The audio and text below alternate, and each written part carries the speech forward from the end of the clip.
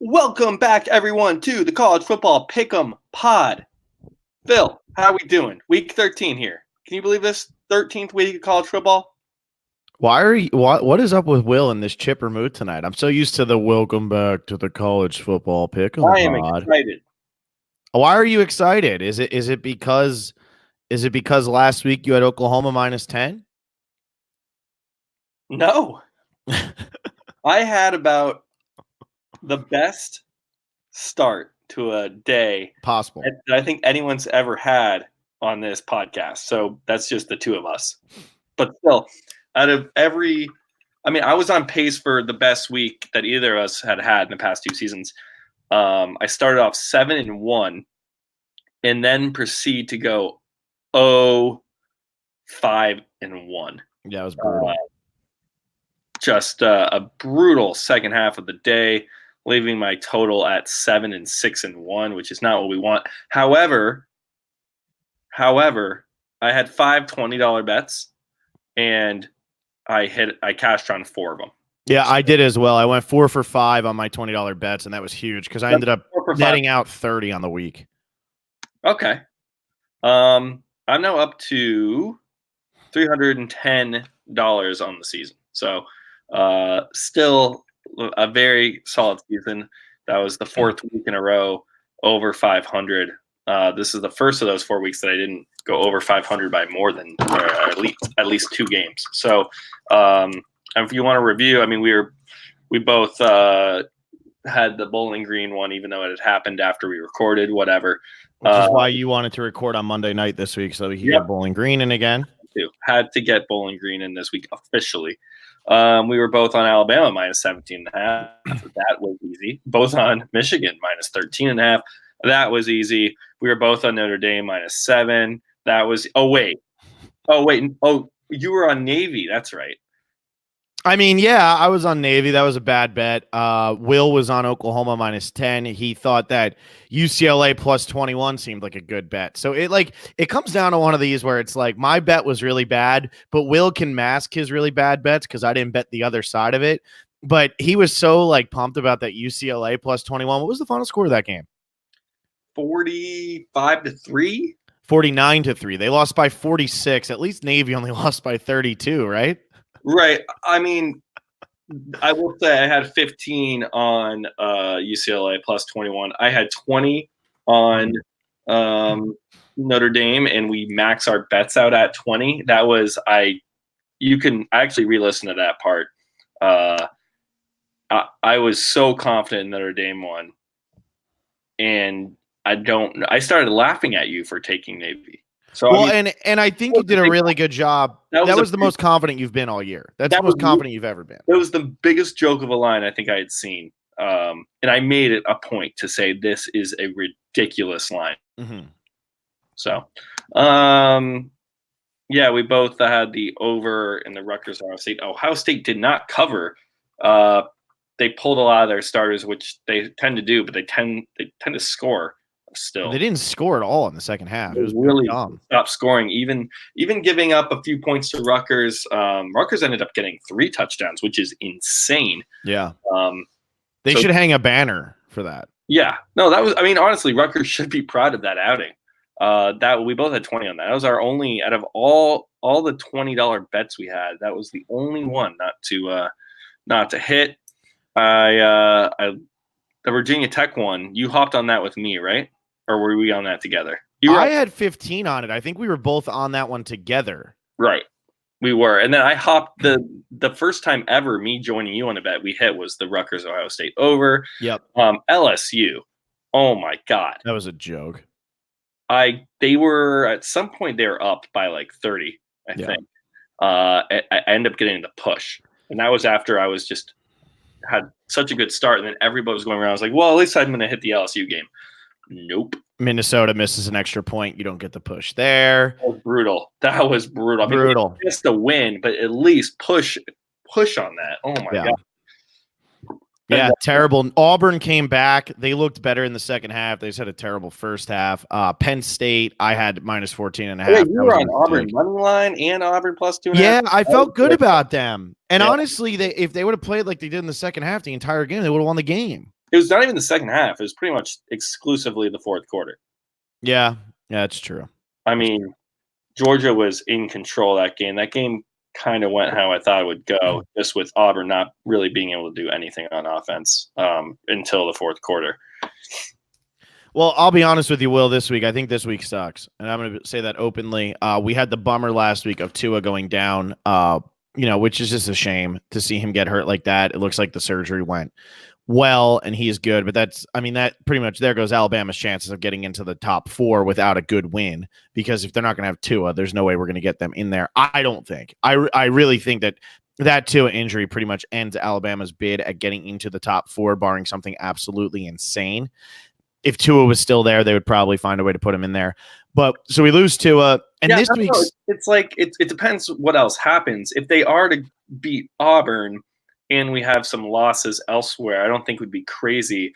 And I know, for the past couple of seasons, Alabama has had a strong player at the quarterback position with Jalen Hurts and Tua. But you look at a lot of these Alabama teams that have won national championships. And like AJ McCarron he got sacked yesterday in the NFL. If anybody was paying attention, I was not paying attention. He had one drop back and he got sacked. Like there's been other Alabama quarterbacks that I can't even name right now that have won national championships. Within the past. But with how their defense looked against Joe Burrow and LSU, this isn't an Alabama defense that we're used to. This was an offense-heavy team, and now without the best player on your offense, how much can we really trust it? Yeah, I do think I'd at least give them let's see what happens with Tua out. He didn't play in the Arkansas game, and they absolutely stomped Arkansas. Mm-hmm. Their offense was completely fine, and so they have a lot of playmakers at receiver, and obviously at running back. So it's like I still think they could beat almost every team in the country. There's probably like a 6 or 7 teams where I would say I wouldn't pick them. I mean, they're still a top 10 team. That Arkansas win might be their best win of the season. Yeah, well, you see Texas A&M's now ranked. I mean, in the AP poll. But yeah, I mean, Texas A&M is one of those teams that always gets like the 25th spot to beef up the top. So the SEC can get a pat on the back because you can't really rank Arkansas or Mississippi State or any of the trash teams that are good losses if you lose to them in the SEC. But this week, last week's slate was a really fun slate. We had bets all over the place. We each had I think 15 of them or something like that. We were really into last week. There's a lot of great games that like you just wanted action on. This week I had a harder time finding those games. We obviously have Ohio State, Penn State, which will be, which might not be a great game, but it'll at least be a game. A top 10 matchup. We got Baylor and we got Texas. And other than that, there's really none that are just like, oh man, I can't wait to watch this one. And that's kind of a bummer this late in the season because we're week 13. There's only 1 week of the regular season left, and then we're into conference championship weekend. And so this is a little bit of a letdown of a week after the others. I don't have very many bets. I have 8 bets this week, which is fine for me because I'm so behind the 8 ball anyway. The last time I had 8 bets in a week, I went 7-1. Of course, I'm against the Canes like always. I'm not actually going to count it, but I'm against the Canes like always. 20 on FIU plus 18.5 because that's how Miami wins. 20. Well, I'm saying that, but I'm not actually counting it. I'm just going to say the words out loud. 20 on FIU plus 18.5 because that's how the Canes win. If I were to say Canes, now that you're admitting that you're not actually on it, that might not help us out. Maybe not, but I can't say Canes minus 18.5 because then they lose, and I can't say FIU plus 18.5 and I'm only putting 10 on it because then we'll probably win by like a last second field goal and our kicker will miss it. It'll be stressful. The last time we were favored by 18, I was all over the Canes and we lost to Georgia Tech. And after last week, I'm pretty sure we're eliminated from the Coastal, right? Or it's like so minute of a possibility because Virginia Tech won. And like everybody that we needed to lose, like Pitt beat UNC, whatever it is, the chances are either gone or it's so small, and I know that's going to make people mad that I don't know that off the top of my head. I mean, it's a huge difference between gone and then like slight chance because you know it then, right? No, I don't. I honestly don't. It is very small. I don't think it's 100% over.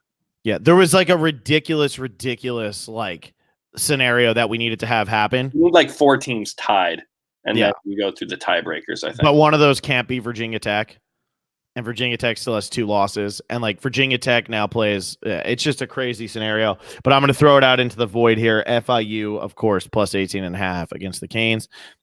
Canes, please don't lose this one. God, it's like we're turning it around. Somebody projected today that we were going to play Alabama in the Orange Bowl. Who's excited about that? How is that a possibility? I have no idea. I just saw today Alabama versus Miami in the Orange Bowl. I have no idea. Why wouldn't it be Virginia Tech if they're the ones that win the Coastal? I don't know. I really have no idea. I just saw it was like predicted. I mean, I think it's a BS projection, but it would just be hilarious to watch Miami play Alabama without Tua. I mean, if Miami wins out here, they go 8-4. They're a pretty good pick because you have the home crowd built in, and Miami being, I don't know, I don't feel like Miami travels all that well compared to some of these other larger schools, especially they travel well when they're good. Yeah, but if it's going to be like, all that I hope is that we don't play Wisconsin. Oh my God! If there's a third Wisconsin game, I might give up on the NCAA. Man, that would be terrible. Please don't do that to anybody. It's not really the NCAA's fault. It's the bowl chairmans, and there's a whole. They pretty much like draft the teams from the conferences that have ties to the bowl. So it's not really. You just got to blame the bowl that picks them. I'm blaming them. Michigan, Florida is looking like another one. We'll see, as always.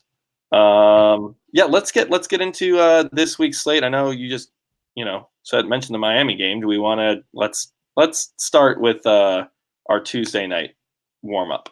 Of course, which is not Miami. A Tuesday night warm up is Ohio minus 20.5 over Bowling Green in Bowling Green. Yes, and I met someone today wearing an Ohio sweatshirt. So wow.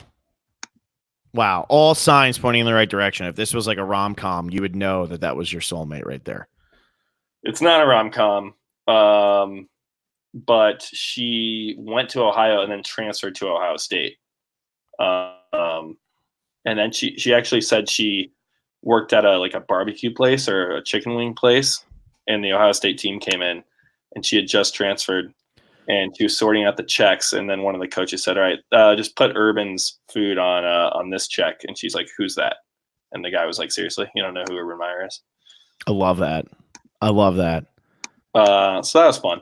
Anyway, yeah, $20 on this, right? For Ohio to cover. Yeah, I mean, it's funny that we're doing this on a 4-6 football team on the road from the MAC. But if you start looking at games that they've played similar, last week.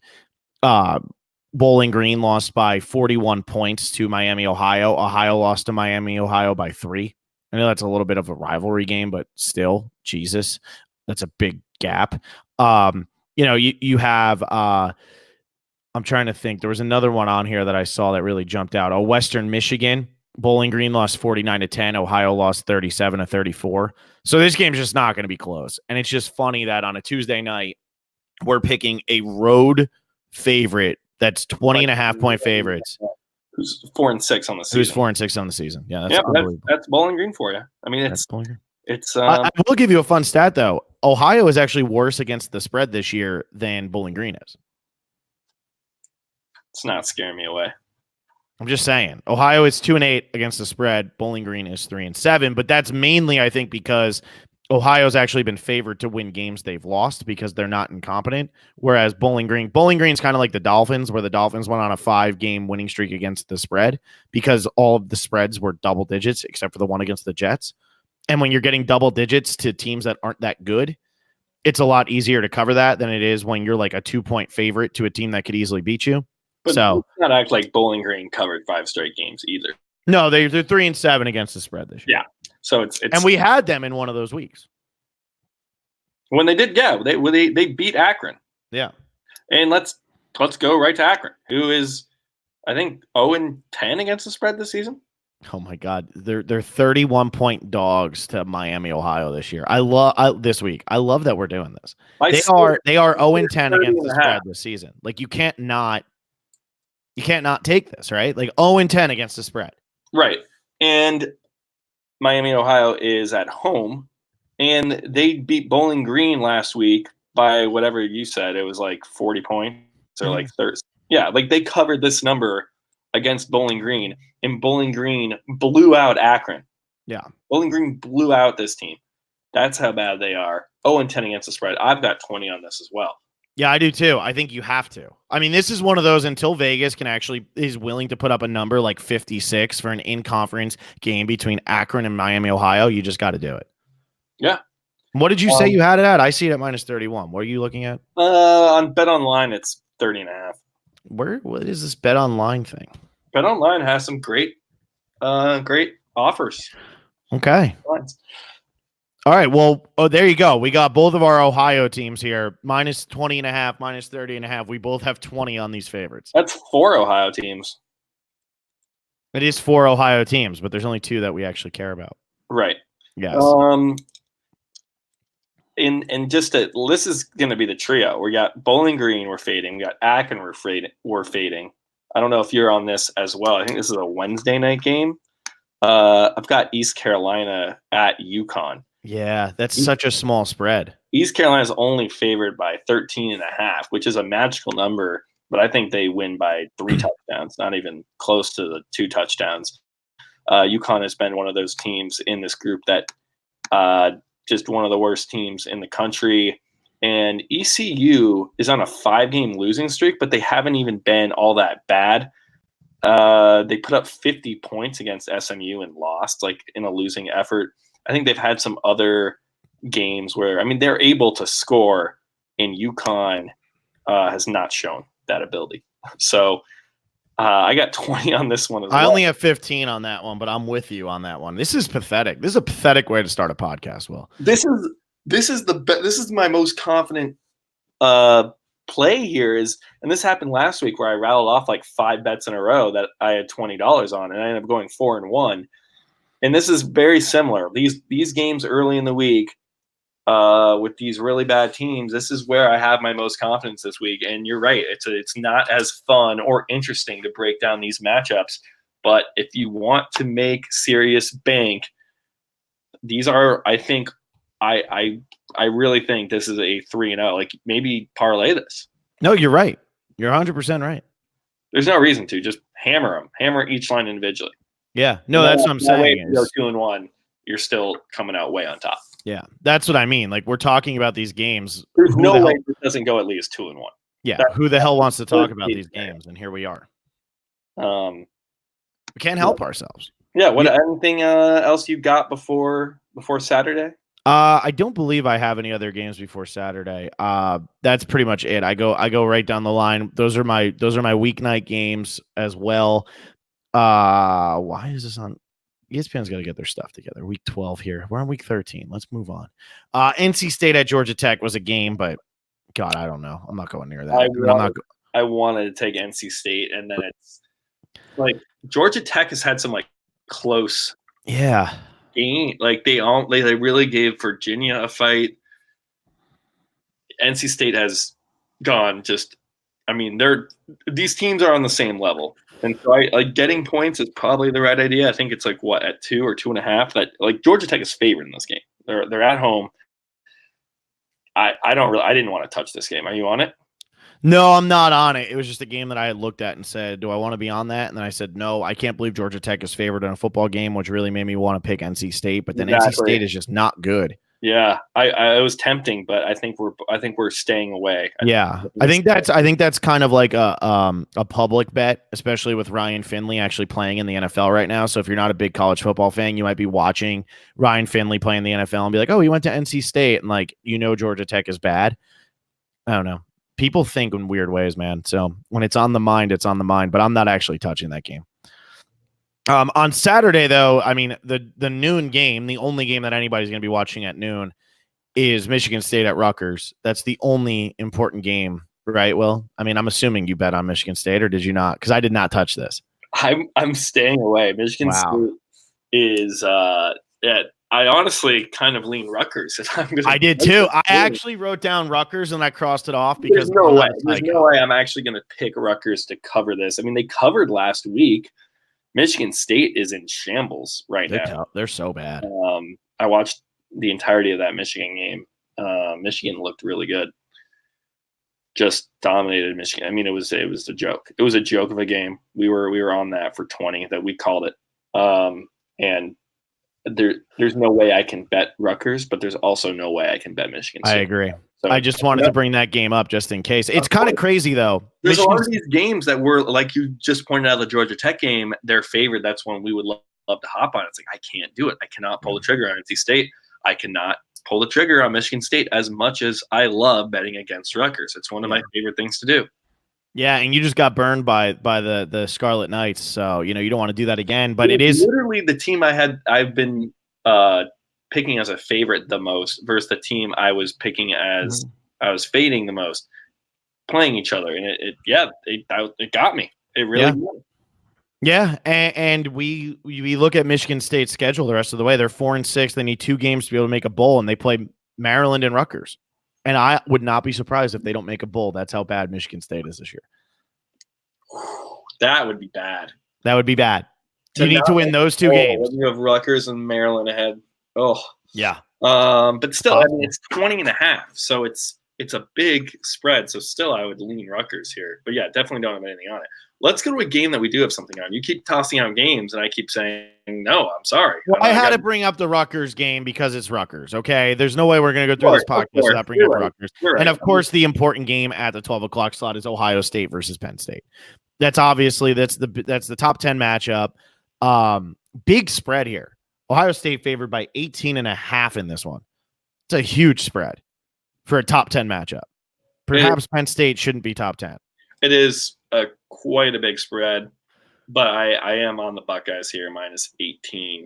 I've got 15 on it. I only have 10 on it, but I do like the Buckeyes. Yeah, I'm starting to think that Penn State was never all that good, and this will be very, very telling to get not only for Penn State's barometer, but Ohio State's also.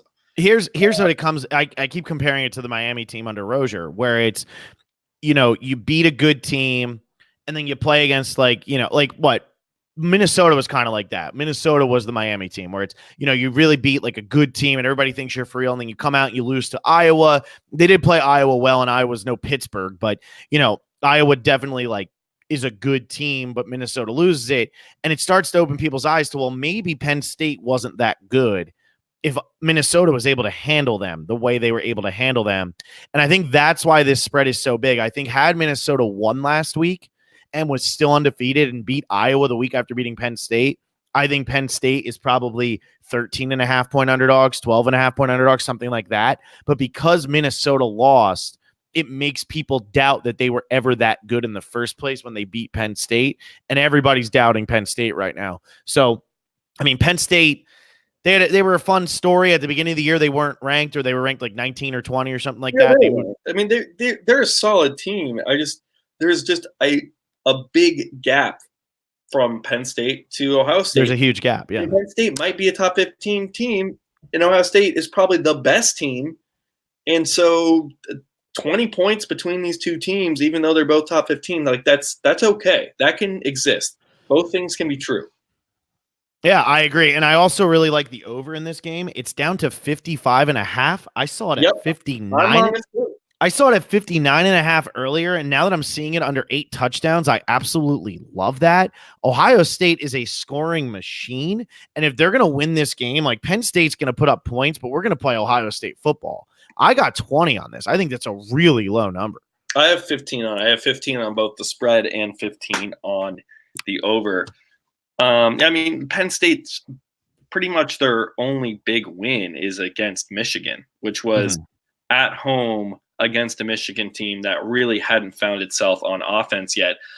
If Michigan and Penn State were to play this game, this weekend, you might see Michigan favored in it, to be honest. Yeah, I agree. Even if it's at home, even if it's at Penn State. So, or maybe they're favored by a field goal or something. But I do think Michigan was not the same Michigan team, and that really is their best win of the season and kind of their only kind of claim to fame as this like power, top 15 team.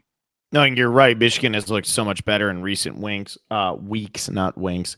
Recent weeks, they have looked a lot better. So it's. But is there anything we're missing here that Ohio State, like, what's Ohio State's best win? Now I got to open up Ohio State's schedule to make sure I say the right thing. I mean, they don't really have. I mean, Wisconsin was a crazy win. That's it. Wisconsin, and they, and how they dominated, they just killed them. Yeah. But Wisconsin's a team that's obviously regressed. But I guess the Wisconsin game is kind of like their Michigan game to Penn State. I don't know. I think just because Ohio State hasn't played that many good teams, they have just blown out and handled mediocre teams, which is also impressive. So, I think we got to roll with the Buckeyes here. I agree, and I got 2 more games in the Big Ten that are both at noon as well. Same. It's the noon Big Ten. We always start our podcast this way. Are you on Minnesota and Illinois? I am. Yeah.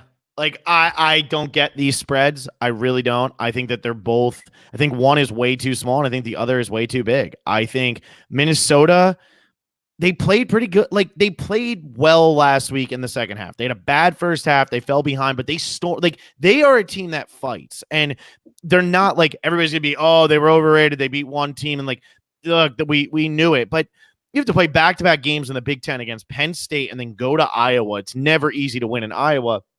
I think that minus 13.5 to win that game.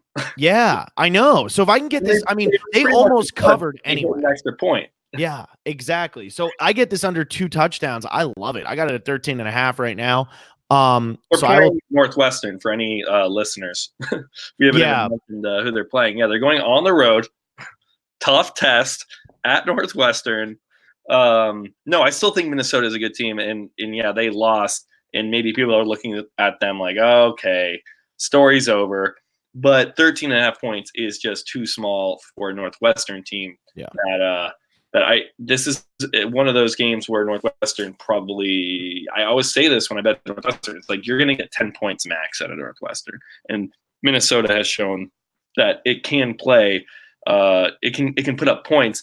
And Iowa, playing at Iowa, teams always go to Iowa and don't score points. That's what every team does. That's not something unique to Minnesota where we say, wow, Minnesota, their offense got shut down out of nowhere. It's like, no. That happens to every team that plays there. So I'm not worried about Minnesota's offense in this game really whatsoever. So 13.5 under the key number. I love this. I think that's great. And Northwestern, other than their game against Wisconsin, where really it was Wisconsin's offense that was bad, not the defense. Northwestern's been terrible, and I know they lost to Purdue 24-22 on a last-second field goal, but congratulations, Purdue's bad too. They beat UMass 45-6, and now all of a sudden we're going to believe that they can score points. I think Rutgers put up 45 points against UMass. They lost to Indiana 34-3, Iowa 20-0, Ohio State 52-3, Nebraska 13-10. They do not score points, and Minnesota has a really solid defense. So getting this under 2 touchdowns, Minnesota might only have to score 21 points to cover in this game. And I think they scored 21 points, really no problem, because I think that this is their last real easy contest where they can prove that they belong. Like they go in, they're not prove that they belong, but this is their last easy win, because then they got to play Wisconsin, and that's going to be for everything. I mean, that's going to be determined if they actually get to go to the Big Ten championship game, but they're going to want to, have one of those, okay, we lost, and maybe we're going to drop out of the top 10 now, so you can put in a 4-loss SEC team, but we need to make sure that we demolish the team we're supposed to demolish and don't have another letdown against a team like that. And Northwestern is just so bad this year. I mean, there is just nothing about that team that is good. And so I think that they're not going to score many points. I think they score, like you said, 10 max. And this might be a game where we only need 21 points from Minnesota. I'll take that. I'll take my chances on that 100 times out of 100. Yeah, I got $20 on it. I'm with you there. Something to consider for Minnesota also, and I know this game is not the deciding factor, but the Rose Bowl is very much at play for Minnesota, which is when's the last time Minnesota has been the Big Ten representative in a Rose Bowl? I can't remember.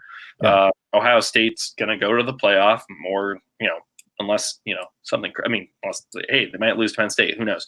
But as it stands, Ohio State's looking like the best team in the country in a lock to make the playoffs. That leaves the Rose Bowl spot wide open.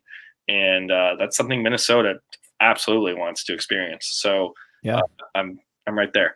And then Illinois plus 14. Plus 14. I got plus 15. Oh, I love that. Okay, good. It's moved. I figured it was going to move towards Iowa, which I think is crazy. Why is everybody so against Illinois this year?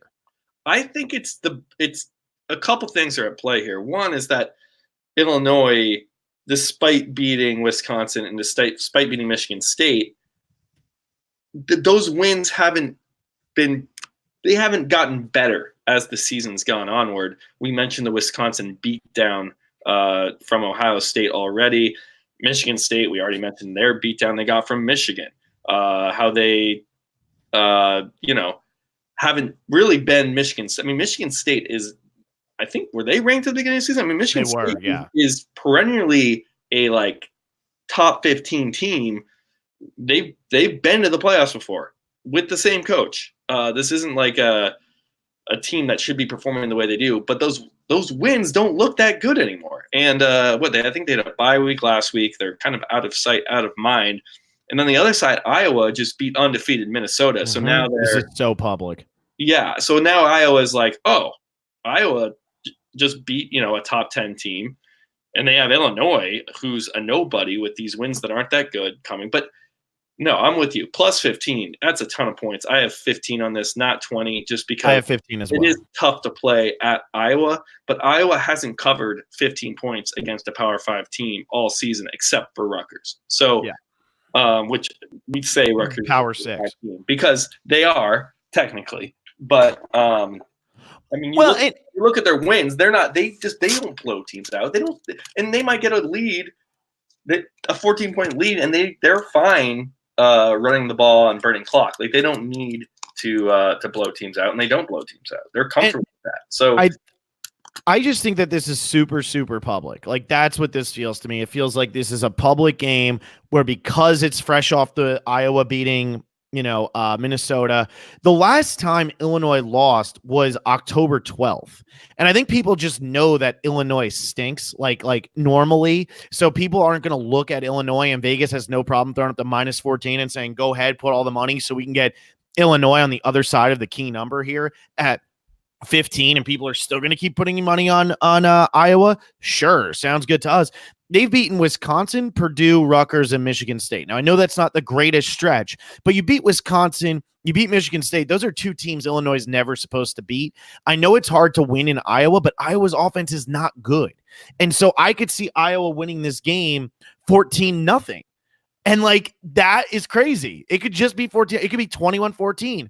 Once again, this has the same feel as the Minnesota game does, where maybe Illinois only puts up 10 points, but the difference in this one is if it's 24-10, we cover. And I like Illinois to keep this within 2 scores because I just don't think Iowa's offense is good enough to blow a team out.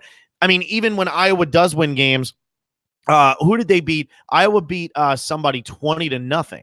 And I forget who it was right now. I'm completely drawing a blank. Rutgers, I think. Was it Rutgers? Northwestern, I think. Was it Northwestern? Hang on, I have it right here. Yeah, it was Northwestern. So they beat Northwestern 20-0. Illinois is a better team than Northwestern. I think that they're probably going to score at least once, and that might be all it takes. Yeah, you're right. A touchdown might get this cover. And I think they can score more than one touchdown. Agreed. They scored 28 points in a quarter against Michigan State. Yeah. I think. Maybe more than that. Maybe it was, I don't know. Michigan State was up 28-3, and then I think they scored 4 touchdowns to win 31-28. It was 37-34 final. 37. So they put up even more points. It was ridiculous. Yeah. Yeah, and I have them. I think that this is a good spot for them. I only have 15 on it as well, not 20, but I'm feeling pretty good about it. I only have 3 games left for the rest of the weekend here, Will, and one of them is the Miami game. So, all right. That's fine. I mean, I don't have many picks. I'm kind of with you. This week is not full of great games. But we're so in agreement. It's weird. We have every single pick the same right now. But we were also in agreement last week a ton, and in the first half we were in agreement on so many things, and then when we diverged is where we, But we're 7 for 7 right now. That's never happened. Our thing is the exact same, just different amounts being put down. Like last week, I had Florida -7. You weren't on that one. You had Georgia -2.5. I had Auburn +2.5. Like we were disagreeing here and there. Maybe. Yeah. You had Oklahoma. I had Baylor. So it's weird that we are 7 for 7 right now. I only have 3 more games, and obviously the FIU one. You know that I'm going to say FIU out loud, but I'm not typing it. You can type it if you want to. I'm not going to do it. But what other games do you have? How many more do you have? I got 2 more. That's it. Let's see. Besides the Miami game, I have 1, 2, 3. 3. Yeah. So we don't have much going on here. No, but let's take it to SMU at Navy. I got SMU +4. Oh, same. I think this is bizarre. This is quite bizarre. 15 on it, but SMU was so good at the beginning of this year. And I don't think they've gotten worse. I don't know. No, you're right. And then the thing is, like you said last week, Navy had never played anybody all year. They finally play Notre Dame and they get their doors blown off. So why is SMU going to lose to this team? Yeah, and hasn't Navy played Memphis already? And didn't Memphis handle Navy? And then the SMU Memphis game was a back and forth thriller where like SMU was very much in it, had a chance to win. Yeah, I mean SMU Memphis game was good. I mean that was one where I had SMU straight up, and I think they lost by 4 and were like 3-point underdogs or something like that. Yeah, and then I'm pretty sure Navy, like Memphis handled Navy. That I'm not sure of. That I could not. Let's look. We have time here to dig into this a little bit because we have like no more games to talk about. Yeah, since we that's crazy though that we are just in agreement. Yeah, Navy lost to Memphis 35-23 early in the year at Memphis. But that Notre Dame game, even though it was 52-20, 12 points. I mean, but even though that Notre Dame game, like I was saying, is like it was 52-20, and like you've been giving me a hard time, and I'm trying to act like Navy. Oh, they only lost by 32. What was the score of that game at one point? It was like 34-0 or something. Oh yeah, it was over so quickly. I was over so quick for it, and by the time I actually got around to checking in on it, I was like, "Oh, this is." And Memphis beat SMU by 6, and it was a back and forth, 54-48. I love this, man. I only have 15 on it, but I love it. I mean, with how we're going right now, I might just parlay all our picks. You know? Yeah, I have 15 on it too, which is funny. This is weird. This is real weird, man. Let's see if our last one. I only have 1 game left. Let's see if it's. I have 2 more games left besides the Miami game. Then we'll get into the Miami game. We'll do Miami game last, I guess. Let's go. Oregon. No, I didn't do that one. I thought about it, but then I didn't. Okay. Is it you got Utah? No, I actually have Georgia. Oh. Isn't Georgia playing like Samford? Oh, no, they're playing Texas A&M. Oh, right. They're playing a real. I mean, it's essentially Samford, right? Yeah. Well, go ahead. I don't have anything on this game. I looked at it, but Georgia's offense. I have no confidence in Georgia's offense. I only have confidence in Georgia's defense. That's why I like this one. Honestly, I have it. They're 13.5-point favorites. Georgia, which seems like a big number. That's too much. That's too much. That's what you would say. I don't know if A&M is going to score against them, man. I really don't. Like, I think that Georgia could win this game 14-0. I think they could win this 17-0. I think they could win this 20-0. Like, it's 13.5? 13.5. So I'm getting it under the key number. I only have 10 on it. This is my least confident pick, which is crazy because it's the one you don't have with me. But yeah, I only have 10 on it. Yeah, I mean, it's just. You don't have to agree. I know it's weird that we're not agreeing, but you don't have to. I know, because it's what you're saying makes sense that Texas A&M might score, but I don't trust Georgia. I really don't trust this Georgia team. This is a game they could lose, honestly. Yeah. Like this is a game where it's like they beat Auburn, after being in the top four, they locked their spot to go to the SEC championship. They're going to play LSU. Is that game locked in, confirmed? Has LSU officially won? I don't think they have because Alabama's still in the mix. But, Alabama's still in the mix if LSU were to lose like their last 2 games or something like that. Yeah, but I mean, LSU would have to lose 2 games because they have the head-to-head over Alabama, obviously. So, I mean, it's pretty much guaranteed Georgia LSU, and Georgia knows if they beat LSU in that game, then they're going to the playoffs for sure. Mm-hmm. And so this Texas A&M game, it's like, I don't know. It's like they have so much ahead of them. Like if you're Kirby Smart or Kirby Dumb, as I like to call him sometimes, especially during you're clever. I don't care what anybody says. Game. I mean, if you're smart, I guess maybe not. Maybe I'm now contradicting myself. I mean, you probably are already trying to game plan for LSU. Mm-hmm. So this could be a scary spot for Georgia. They could lose this game. I said that people who don't even watch football would know that Texas A&M isn't a ranked team a couple weeks ago, back I think when they played Bama or something. And I'm going to stick by that. Texas A&M does not deserve to be ranked, and they always sneak in just because. It's so crazy. Oh, it pisses me off too. So I have no patience for this, and so I'm taking Georgia. This is like a personal thing, This is personal. Yeah. Did you have anything on the Baylor-Texas game? That's another top 25 matchup that I don't actually have a bet on, and I think it's the first top 25 that I'm not betting on because Baylor showed me a lot last week, and they also showed me that they know how to blow a huge lead. But I just don't trust Texas. This is only 5.5. I feel like I would lean Baylor, but I don't bet it. Do you have anything on that one? No, it's just because, there's no reason why Texas can't go in there and get the win. Exactly. But there's also,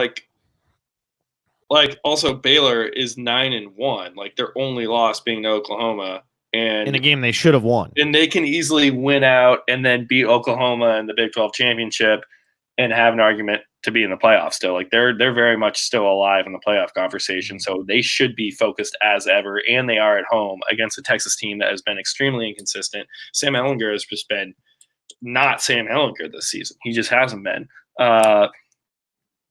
But it's one of those games where Texas, I feel like this would be a huge win for their program. I mean, you look at Texas in what they've had this year and how they have 4 losses. That doesn't sound good.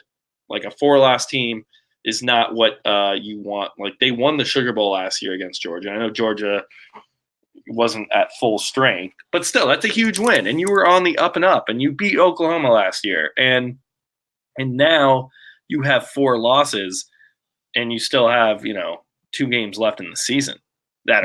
So, but you look at their losses. LSU they lose by a touchdown. Oklahoma they lose by a touchdown, and then TCU. You go on the road. That's always a tough game. And then Iowa State, who's a pretty good team, they lose by 2 points. It's not like their season is in shambles. And the amount that this game could mean to Texas to go on the road and beat a 9-1 Baylor team is that would be such a redeeming win for this season. So it's like Baylor should cover 5.5 here because they have way to play for. But Texas also, is Texas really going to go to 6-5? They could. They'd be like one of the best 6-5 teams ever. I mean, they haven't looked all that yet. I mean, I don't know. That's why I'm staying away from it because both sides, I can see both sides so clearly. Yeah, either one. And so when I can argue both sides of a bet, that's a bet I'm not taking. Yeah. Well, what are your other 2 bets before we get to Miami? I am on Oregon minus 14.5. Mm-hmm. I've been kind of up and down on Oregon this season. Really like them, and then their defense showed me that they can give up a lot of points, and they had that close game against Washington, close game against Washington State. But now I think they have figured some things out. This is the home stretch. Another team that has so much to play for, and they're playing against a team that doesn't have all that much to play for in Arizona State. Mm-hmm. And I think Oregon's beat Arizona State, at Arizona State like 10 times in a row or something. Maybe it's not that high, but like this hasn't been a tough place to play for Oregon. Even though Arizona State has shown glimmers of being a tough out this season, they've also lost to some pretty bad teams. They lost to Colorado, I believe. They I don't know. They give up a ton of points. Their defense is so inconsistent. Sometimes they'll play well, but against this Oregon team with Justin Herbert and the offense that they're running, I don't envision a strong showing from Arizona State's defense, and that's kind of where I land on Oregon coverage. So how much do you have on that? I only have 50, but it's 14.5. It's not the ideal number. There's so many 13.5 out there, like you said, with Georgia. We're on Minnesota 13.5, on ECU 13.5. It'd be great to get this at 13.5 instead of 14.5. But it's like, I don't know. This is also a game where you could see like this would be the tricky spot. Yeah. For Oregon, like if they're going to slip up and not, win every one of their Pac-12 games, this would be it. But I don't know. Do you have a read on this? No, I have nothing on this. Not that you have anything, but I don't really have a read on it because Arizona State's been super disappointing this year. But then sometimes they get up for these games. I feel like they've lost 4 straight. And one of those was to Oregon State and to UCLA and to USC and like all these teams that just aren't that good this year. So I think they've been disappointing. And their defense really is like they beat Cal. Yeah, they beat Cal, but I mean they lose to Colorado. And now I'm looking at that they did, yeah. And then they gave up 34 points. Yeah, they lost to UCLA, giving up 42 points, 31 points to USC, 35 points to Oregon State. I mean, if Oregon State is able to put up 35 points, like what is Oregon going to be able to do? And that's where my head's at. It sounds sound. Look at you. What's your other one? Another one here, and I mean, hey, I was on favorites a lot last week, and guess what? Those favorites covered. And when I messed around taking who did I take? Oh, I took UCLA to cover 21 points. I think I took South Carolina. That was a good bet. At Texas A&M to cover, like sprinkling some dogs in there. So I kind of felt good, but I'm sticking with another pretty big favorite here in the Pac-12, Utah. 22-point favorites, but they're playing Arizona, who we just talked about what Arizona State has done lately and all the problems that they've had. You could say the same and more for Arizona this season. An offense that has shown glimmers of decency at times, but a defense that is the worst in the Pac-12.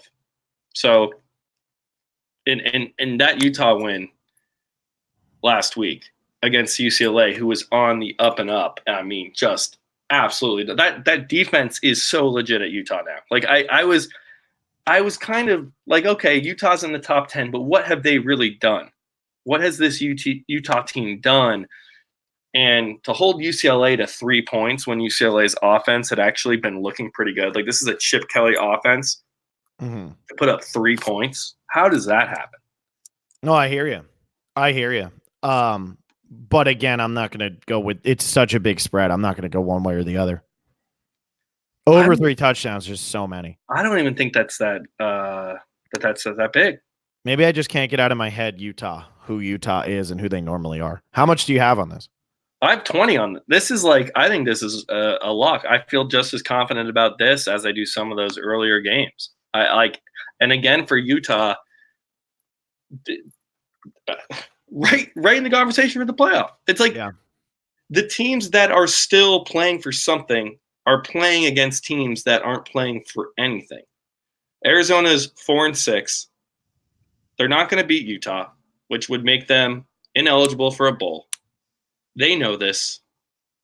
It's like this is a team that has checked out versus a team that has every reason to not only win, but to win in a convincing fashion. And I didn't mention that for Oregon. That is another reason why I'm on both of these teams because they know the biases out there. They know that the Pac-12 has they've only gotten one team out of the 20 playoff spots that have been in the existence of this postseason. One of them has been from the Pac-12. Yeah, it was just the Oregon Mariota team. No, it was Washington. I thought was Oregon. Oregon was in the first one, huh? Yeah, they were. Okay, so two out of 20, 10%. Yeah. And there's 5 conferences. There's not 10 conferences. So, yeah, I've got 20 on this. I mean, Arizona lost to Oregon State 38-56. That's worse than Arizona State's loss. They lost to Stanford. Stanford scored 41 points on Arizona. This Stanford team put up 41 points. Yeah. It's I mean, that's kind of all you need to know. And with Utah showing that it can blow teams out, and I know it was just last week, but Utah has shown that they're not afraid to let their offense go a little bit. So, I mean, yeah, they beat Cal 35-0, UCLA 49-3, Oregon State 52-7, and Oregon State has beaten Arizona and Arizona State. So it's like, this isn't the Utah team that wins, 21-10. Yeah. That's just not. They had 3. What are those? Three wins over 35 points, 35 at least by 35 points against Power 5 teams. Hey, I like it. All right. Well, let's do the Canes game then, and let's get out of here. This is our last one. As always, brought to you by Caneswear. They've got the best selection of Miami Hurricanes gear by far. Hats, jerseys, shirts you can't find anywhere else. Football, baseball, basketball, and so much more. You name it, they got it. So head over to caneswear.com or visit the storefront in Davie off University Drive in the Arrowhead Shopping Center. The Canes are coming off a bye after their best win of the season, demolishing Louisville 52-27, looking great. Jaron Williams sets the record for most passing touchdowns in a game. For all of Miami history, out of all the great quarterbacks who have gone to Miami, Jaron Williams in his freshman year has the record for most touchdown passes in a game. We're now going to go and play FIU at the Marlins Park, which I think is hilarious. There's no reason that this should be happening. Marlins Park should not actually host sporting events. I hate Marlins Park. I think Marlins Park is the stupidest place on earth. You would like it because it's colorful and you like colors, and there's a bar club in it and you like clubs. Colorful. It's white. No, it's green and blue. It's the field is green. No, the everything is colored. Have you ever been to Marlins Park? I was there for opening day of the baseball season stadium, the first baseball game. Well, maybe that was before they were able to paint everything. They needed to win 7 games before they had enough money to do it. And the Marlins have still waiting. Yeah, they pretty much won 7 games in the 10 years or whatever they've been over there. But yeah, yes, wow, yeah. So we got Miami taking on FIU, and FIU is a terrible 2-8 against the spread. And again, kind of what we talked about earlier, I think with Ohio, the problem with FIU is it's that they're a somewhat good team who ends up favored in games they probably shouldn't be favored in, and then that's why they go 2-8 against the spread despite being 5-5. I think Miami handles business against this team. They should cover this spread. I'm not going to say that they're going to cover the spread because obviously FIU is going to cover it. $20 on it plus 18.5. But Will, what is your take on this? The over under is not going to work. Like this is the over under is at 49. That's a good play, right? Taking the over in that. I am on the over 49, and I am on Miami minus 18.5. Okay. $10 each. I like that. So I got $20 on this game. Wow. Yeah, I don't have, like I said, I don't have anything, but that number is small. I have something. Yeah. No, you just said it, but to me, because I have some like more than just like, oh, let's just fade them. Like, let's actually talk about this Miami team. No. And that's what I'm trying to say is when we're looking at this over of 49, I think Miami's offense has turned a corner here. I think that they've looked much better in recent weeks. And I know that, Jaron Williams got benched for N'Kosi Perry, and that should have happened in that one game against Virginia Tech, right? That was the game he got benched, was against Virginia Tech, right? Yeah, he had like 3 interceptions. Yeah, he looked terrible against Central. He's a freshman, yeah. Looked terrible against Central Michigan, gets benched against Virginia Tech, Perry comes in. We almost beat Virginia Tech, which we should have done anyway. And then Perry plays against Virginia. Perry plays against Georgia Tech. Jaron Williams comes in. Jaron Williams should have never been benched, in my opinion. He should have been benched in that game against Virginia Tech because he played terrible.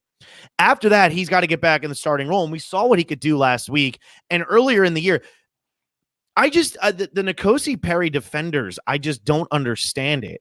Like, he makes so many bad throws and be, but did you see the way that ball looked? And I'm like, yeah, and it landed 10 yards ahead of the receiver on a deep ball. Like, but he can throw the deep ball. Look, we had one catch. Yeah, and what about the 9 that weren't even close?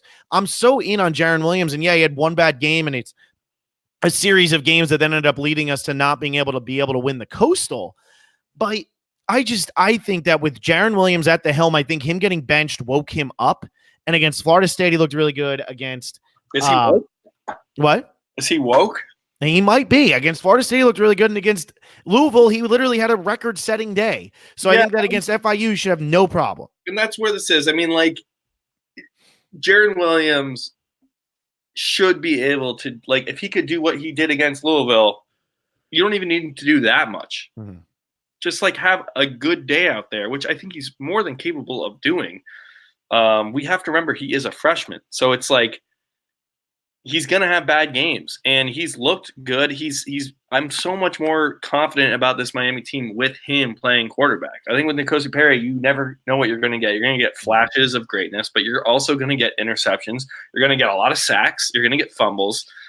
With Jaron Williams, it might not be as flashy, but we saw it can be. And 18.5 is a lot, but I don't know. I think Miami, like, this season can be redeemed with strong wins. And it's unbelievable that we can even say that. But you beat your rival. You beat Florida State. You get another conference win against Louisville. Tick up number 1, another win for FIU, but do it convincingly. Like, don't just go in there and win this game. Like, instill confidence in your team and for next season. Like, this whole transfer portal thing has changed things drastically across college football. You don't want players transferring. Yeah. You want to be a destination for other players transferring. So are we going to win the Coastal? No. But can we blow at FIU and go to the Orange Bowl against Alabama and beat them? Absolutely. Absolutely. By 20 points at least. But this is something I like to think about. We've all watched the U documentaries 800 times. We've all done it. And even when you look at other teams around the country, when you look at other sports, other teams that, the Yankees were terrible in the 80s, and then it's like, and then they get this one thing that happens, and all of a sudden they get on this run in the 90s.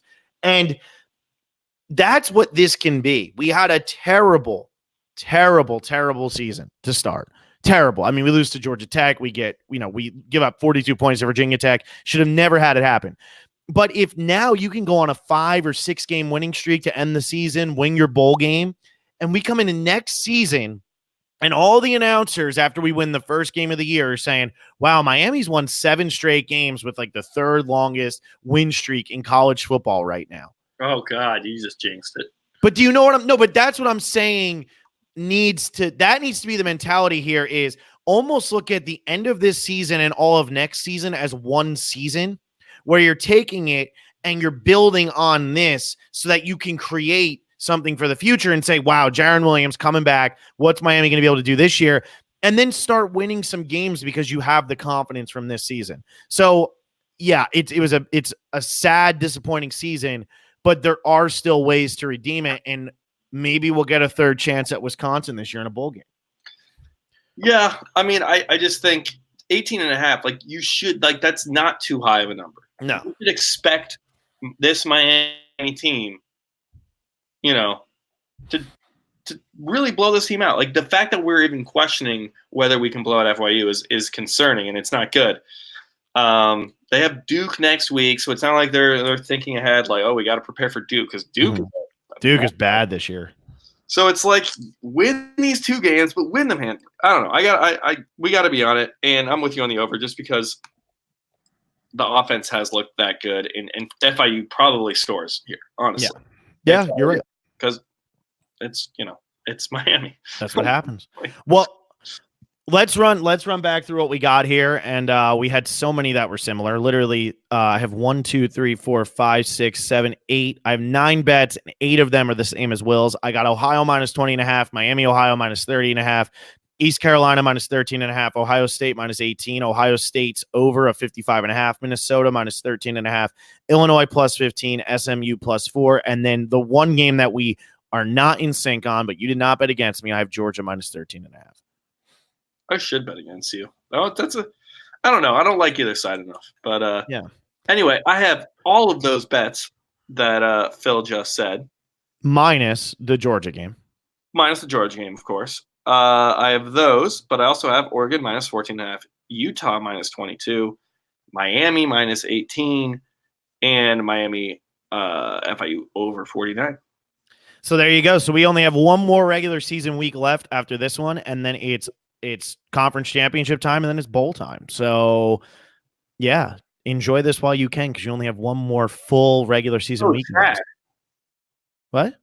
It's so sad. Why is football the shortest sport out of all sports? Because everybody just gets killed. Imagine if they played 162 games, they'd all be dead. That was a joke, obviously, but right. Maybe it is that. But it's like, it's so physically taxing. You can't play more than like you can't play games. More. I mean, it just is weird. It goes from like pretty much September to January. Well, college football is really short. At least the pros goes into February.